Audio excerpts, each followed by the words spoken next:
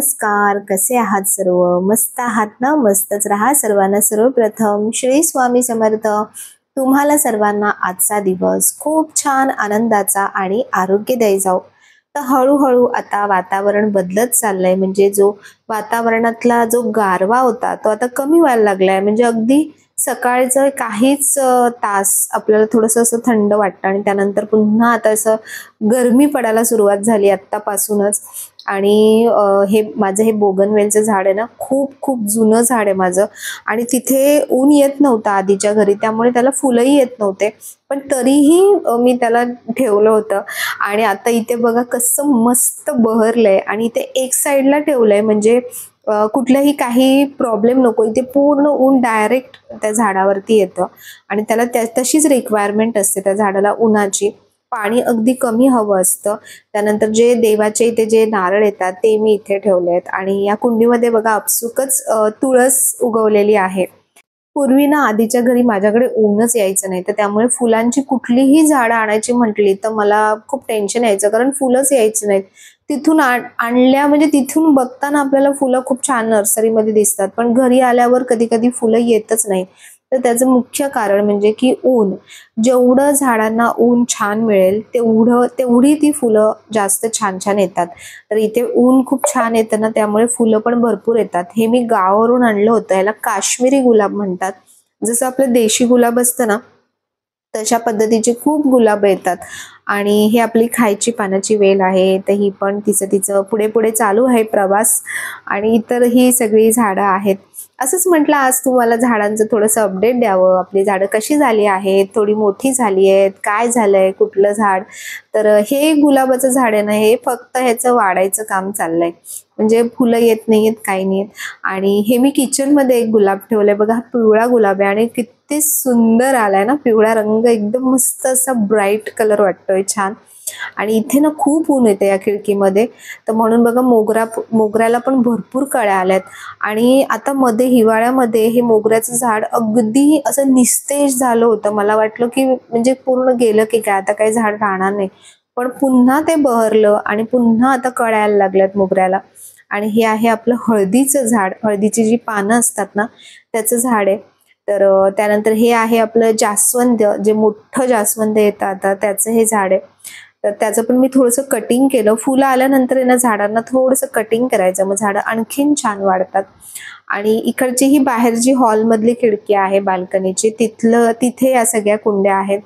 तर हे जे मला छोटंसं प्लांट जे मिळालं होतं ते ममा अत्वालांनी पाठवलं होतं.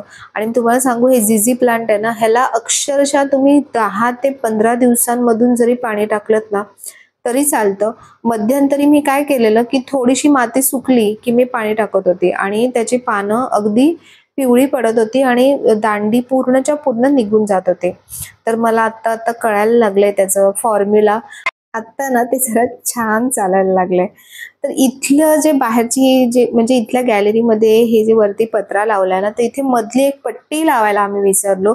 आणि आता नंतर तर काही होतच नाहीये ते पॉसिबल. तर म्हणून या कुंड्या ज्या आहेत त्या इथे अशा लटकवाव्या लागतात. आणि त्याचा प्रॉब्लेम असा होतोय की कुंडी अगदी अशी एक साईडला होते. पाणी सगळं पटकन खाली पडून जातं. त्यामुळे काय होतं, कुंडीमध्ये पाणी प्रॉपर मिळत नाही झाडांना आणि दिसायला पण छान दिसत नाही. तर म्हणून मग मी हे मागच्या वेळी बघा असे हे रेलिंग रॅक्स बोलतात ह्याला, तर हे मागवले होते. आणि खूप छान निघाले. म्हटलं पहिले थोडे दिवस वापरून बघू आणि त्यानंतर चांगले वाटले तर आपण आणखीन मागू. तर मी ते पुन्हा 2 मागवलेत रॅक्स. आणि खूप मस्त आहे ते. क्वालिटी पण खरंच म्हणजे प्राइसच्या मानाने क्वालिटी खूप छान आहे. जेव्हा पण असे बॉक्सेस येतात ना आपले, म्हणजे ह्याचे कुरिअरचे, तर त्याच्यावरचा जो ॲड्रेसचा पार्ट असतो तो व्यवस्थित तुम्ही डिस्कार्ड करा. कारण कचऱ्यामध्ये जरी गेलं तरी कोणीतरी ॲड्रेस किंवा नंबर त्याच्यावरती लिहिलेले असतात, तर त्याचा मिसयूज करू शकतात. तर बघा अशा प्रकारचे हे रेलिंग रॅक्स आहेत. हे तुम्ही कुठेही हँग करू शकता. आणखीन एक तुम्हाला आयडिया देते की ह्यामध्ये समजा छोटी साईज वगैरे असेल ना, तर जे विचारत होते की पक्ष्यांना आम्हाला दाणे किंवा पाणी ठेवायचंय, तर असे रॅक्स ठेवून आपण त्याच्यामध्ये भांडं एखादं ठेवलं तर त्याच्यामध्ये सुद्धा आपण पाणी किंवा खायचं जे काही आहे तर ते आपण त्याच्यामध्ये घालू शकतो. तर मग मस्त पक्षी इथे साईडला याच्या बसू शकतात ग्रिलवरती आणि आरामात खाऊ शकतात. तर बघा अशा प्रकारे हे सेट करायचं असतं. म्हणजे आपल्या ग्रिलच्या मधला हा जो पार्ट येतो ना, जिथे बघा हे जॉईंट केलेत त्यांनी, तिथे ठेवायचं म्हणजे अगदी परफेक्ट बसतं.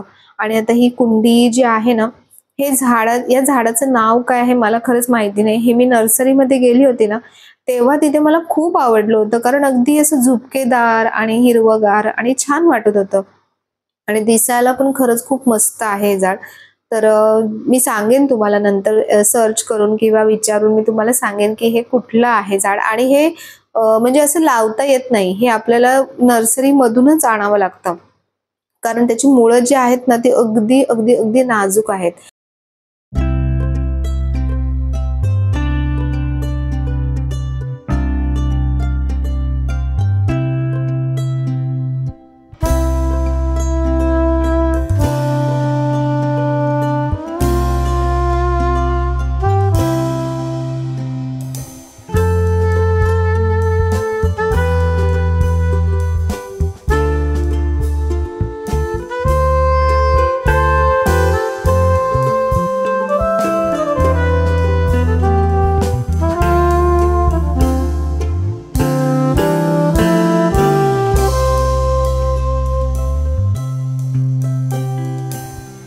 असे आपल्या कुंड्यांसाठी ना खूप सारे ऑप्शन्स असतात.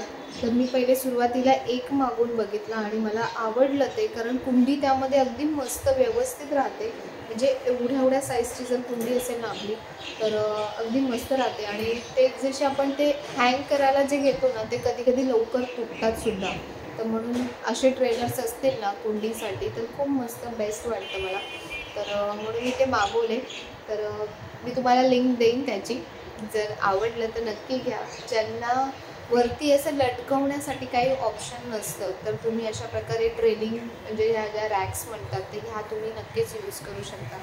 आणखीन एक गोष्ट मी मागवली ती म्हणजे की डॉक्युमेंट्स ठेवण्यासाठी. तर डॉक्युमेंटसाठी मी काय मागवले तर ते मी तुम्हाला दाखवते. चला. तर आपल्या घरामध्ये ना खूप सारे डॉक्युमेंट्स असतात आणि ते म्हणजे प्रत्येकाचे वेगवेगळे डॉक्युमेंट्स असतात. काही खूप म्हणजे एक्सक्लुझिव्ह असतात. जसं म्हटलं आपण पासपोर्ट, आपले जे पण ओरिजिनल सगळे डॉक्युमेंट्स, आपलं बर्थ सर्टिफिकेट, आधार कार्ड, पॅन कार्ड, असं बरेच डॉक्युमेंट्स असतात. आणि मग काय होतं ना, आपण कुठेतरी ठेवून देतो आणि मग जेव्हा आपल्याला खूप गरज असते तर तेव्हा मग ते शोधलं तरी मिळत नाही आणि जेव्हा नको असेल ना तेव्हा ते मिळतं. तर म्हणून डॉक्युमेंट्सचं जर व्यवस्थित ऑर्गनायझेशन करून ठेवलं तर तुम्हाला जेव्हाही वेळेला काही जे डॉक्युमेंट्स हवेत प्रॉपर जे फोल्डर असेल तर त्या फोल्डरमध्ये चेक केलं तर लगेचच आपल्याला आपले डॉक्युमेंट्स मिळून जातात. तर म्हणून डॉक्युमेंट्स ऑर्गनाईज करण्यासाठी मी काही गोष्टी मागवल्या आहेत. बघा, ऑर्गनायझरशिवाय आपण काहीही व्यवस्थित ठेवू शकत नाही.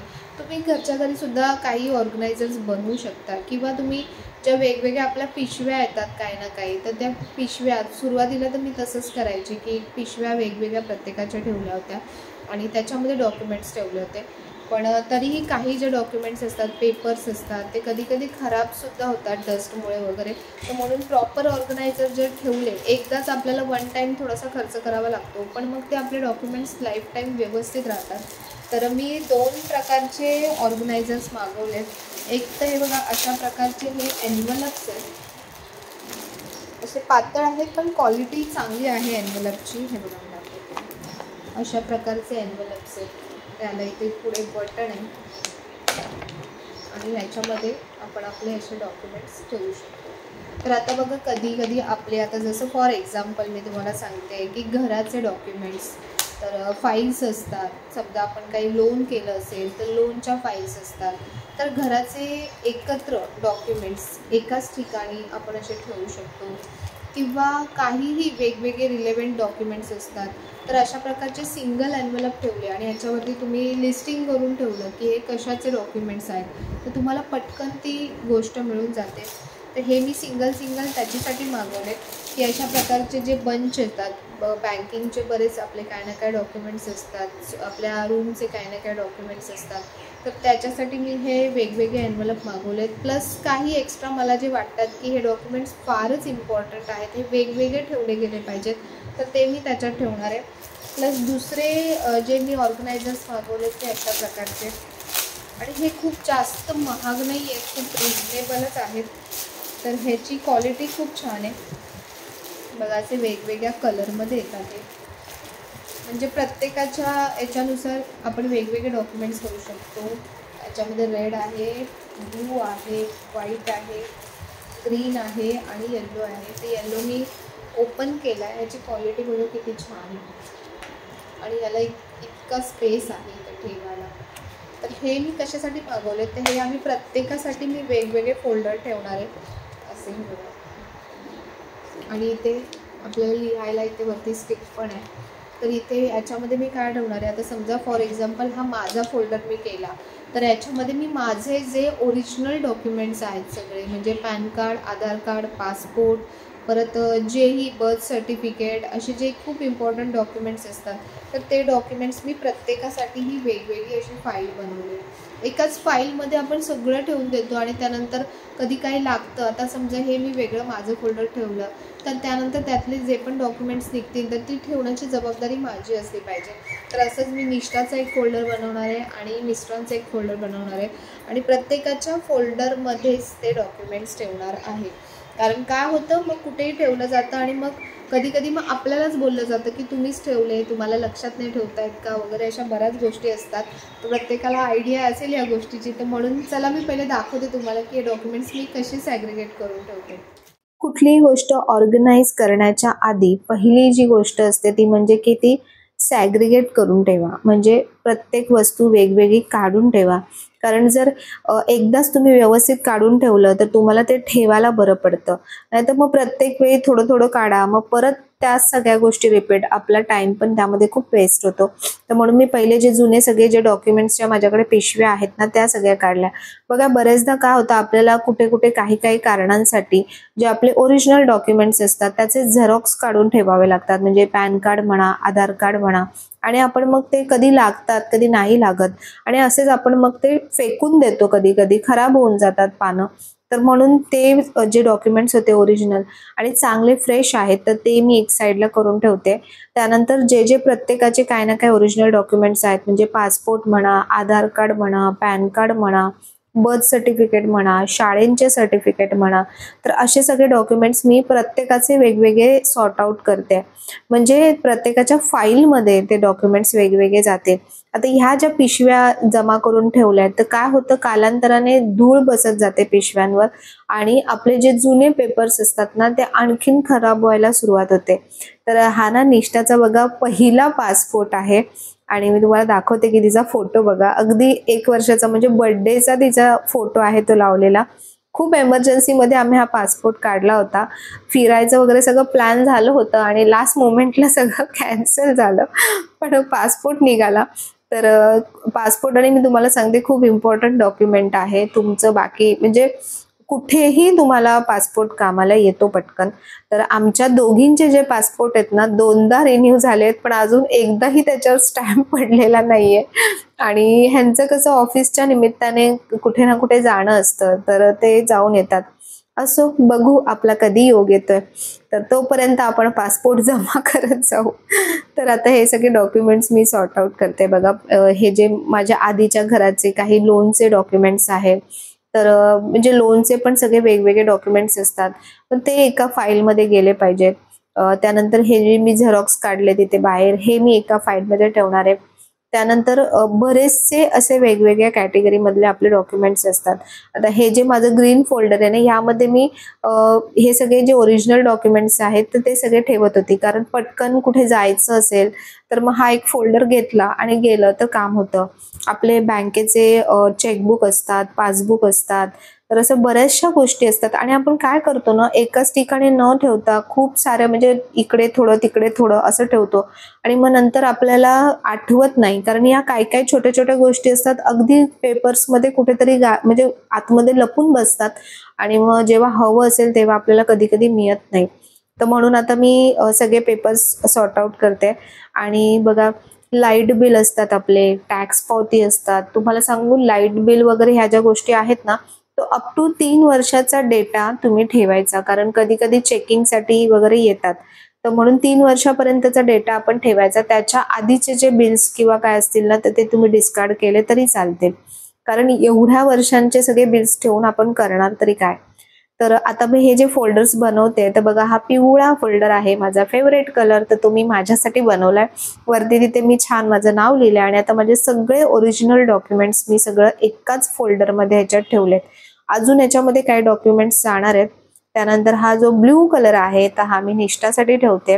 आणि हे सगळे फोल्डर्स मी काय करणार आहे, प्रत्येकाच्या एकेकाच्या कपाटामध्ये, म्हणजे माझ्या कपाटामध्ये माझा ओरिजिनल फोल्डर, यांच्या कपाटामध्ये ह्यांचं ओरिजिनल फोल्डर आणि निष्ठाच्या साईडला तिचा ओरिजिनल फोल्डर, म्हणजे प्रत्येकाची म्हणजे प्रत्येकाचा काही गोंधळ उडणार नाही. जेव्हाही काही डॉक्युमेंट्स हवे असतील, आपला स्वतःचा फोल्डर काढला, त्यातले डॉक्युमेंट्स काढले आणि निघालं. तर हा व्हाईट आणि ब्लॅक मी यांच्यासाठी ठेवलाय, कारण ऑफिसला किंवा काही ऑफिशियल कामांसाठी वगैरे कधी घेऊन जायचं असेल तर कलरफुल फोल्डर्स तेवढे चांगले वाटणार नाहीत. तर म्हणून तो जो प्लेन व्हाईट आहे तो मी त्यांच्यासाठी बनवलाय. तर आता प्रत्येकाचे passport, Aadhaar card, PAN card, birth certificate, प्रत्येकाचे शाळेचे जे काही रिझल्ट्स वगैरे असतात आपले, तर ते सगळे मी एका फोल्डरमध्ये करते. आणि बघा, आता हे जे प्लेन फोल्डर्स होते जे मगाशी तुम्हाला दाखवले, तर त्याच्यामध्ये आता हे जे एक्स्ट्रा डॉक्युमेंट्स आहेत, म्हणजे आता लोनचे डॉक्युमेंट्स एका फोल्डरमध्ये पूर्ण, त्यानंतर जे झेरॉक्स होते ओरिजिनल ते एका फोल्डरमध्ये, त्यानंतर बघा आपल्या पत्रिका असतात, म्हणजे आपण जे गुरुजींकडून वगैरे बनवतो, तर त्या पत्रिका मी ह्या एका फोल्डरमध्ये ठेवणार आहे. तर याआधी ना मी सगळे डॉक्युमेंट्स आहेत ना, बघा असा पण एक फोल्डर येतो, म्हणजे असा ह्या ऑर्गनायझर येतो की ज्याच्यामध्ये खूप सारे सेक्शन्स असतात. पण यात प्रॉब्लेम काय होतो ना, की यामध्ये डॉक्युमेंट्स एवढे ओव्हरलोड होऊन जातात ना, की जड होऊन जातो तो. आणि तुम्हाला कुठे जायचं असेल अर्जंटमध्ये तर तुम्हाला सगळं शोधत बसावं लागतं की कुठे काय ठेवलंय. परत आपण ठेवताना कधी कधी घाईमध्ये पटकन कसंही ठेवून देतो, मग तेव्हाच जर आपण ऍक्च्युली व्यवस्थित ठेवलं तर आपल्याला नंतरच्या वेळेला ती गोष्ट लगेचच आणि व्यवस्थित मिळते. बघा, माझं बर्थ सर्टिफिकेट याच्या आतमध्ये होतं. आणि स्पेशली तुम्हाला आणखीन एक गोष्ट सांगेन की जे पण आपले जुने डॉक्युमेंट्स आहेत, म्हणजे तुमचं बर्थ सर्टिफिकेट, तुमचे शाळेचे जे रिझल्ट्स असतात वगैरे, ते ना कालांतराने पेपर खराब होतात, तर म्हणून त्यांना वेळीच लॅमिनेट करून घ्या. सिंगल लॅमिनेशन करून मिळतं आणि ते ठेवायला अगदी इझी पडतं आणि तुमचे पेपर्स वर्षानुवर्ष तशाच्या तसे टिकून राहतील. तर बघा, प्रत्येकाच्या फोल्डरमध्ये पुन्हा एकदा जे जे मला काही ओरिजिनल डॉक्युमेंट्स मिळत आहेत तर ते सगळे मी पुन्हा प्रत्येकाच्या फोल्डरमध्ये टाकते. असे हे टोटल 5 फोल्डर होते माझ्याकडे, तर त्यातले 3 फोल्डर मी प्रत्येकाचे पर्सनल फोल्डर म्हणून बनवले. त्यानंतर चौथा जो फोल्डर आहे जो ग्रीन तुम्हाला दिसतोय, तर तो मी जनरल म्हणून बनवलाय. म्हणजे फॉर एक्झाम्पल हे बघा, आमचं आता हे मॅरेज सर्टिफिकेट आहे, तर याच्यामध्ये दोघांचं कॉमन डॉक्युमेंट आहे. तर असे काही जे कॉमन डॉक्युमेंट्स असतील तर त्याच्यासाठी मी तो जनरलचा फोल्डर बनवलाय. आणि आणखीन एक फोल्डर उरलेला आहे, तर तो मी एक्स्ट्रा ठेवलाय. म्हणजे आपल्याला कुठेही काही बाहेर जायचं असेल, काही बँकेचं काम असेल किंवा काय असेल, तर तेव्हा आपण फोल्डर घेऊन गेलो ना तर ते इझी पडतं पिशवी नेण्यापेक्षा. तर आता हे जे छोटे छोटे फोल्डर्स आहेत ना व्हाईटवाले, ते मी ह्या अशा मोठ्या फोल्डरमध्ये ठेवणार आहे. हे फोल्डर साडी फोल्डर सारखंच आहे, म्हणजे साडी फोल्डरच आहे हे. आम्ही सोसायटीमध्ये हळदी कुंकूच्या वेळेला दिलंय प्रत्येकीला. आणि माझ्याकडे साडीचे भरपूर फोल्डर्स आहेत, तर म्हणून मी म्हटलं की हा फोल्डर आहे ना ह्याच्यासाठी आपण यूज करू.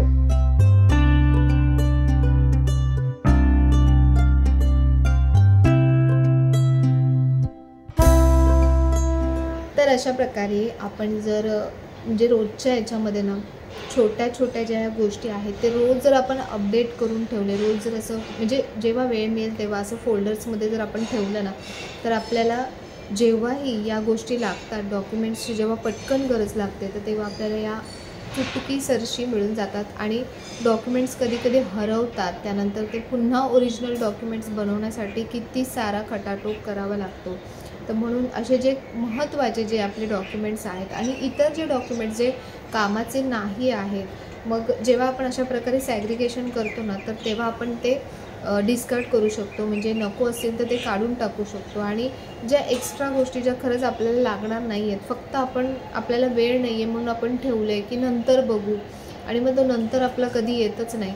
तर म्हणून अशा प्रकारे वेळच्या वेळी जर प्रॉपर आपण प्रत्येक गोष्टीचं व्यवस्थित ऑर्गनायझेशन करून ठेवलं तर आपल्यालाच आपल्या आयुष्यामध्ये खूप साऱ्या गोष्टी अगदी व्यवस्थित होतात, सुरळीत होतात. तर हे जे काही फोल्डर्स मी घेतले होते, मागवले होते, तर त्याची लिंक मी आहे ते डिस्क्रिप्शनमध्ये देईन. जर तुम्हाला हवे असेल तर तुम्ही नक्कीच मागवू शकता. क्वालिटी खूप छान आहे आणि असा आजचा व्हिडिओ होता, अगदी म्हणजे छोटा असा हलका फुलका, की ज्यातून काहीतरी इन्फॉर्मेटिव्ह मी तुमच्यापर्यंत शेअर करू. आणि जर व्हिडिओ आवडला असेल तर नेहमीप्रमाणे व्हिडिओला लाईक करा, शेअर करा, सबस्क्राईब करा. पुन्हा भेटूया उद्याच्या नवीन व्हिडिओमध्ये. तोपर्यंत सर्वांना बाय आणि सर्वांना श्री स्वामी समर्थ.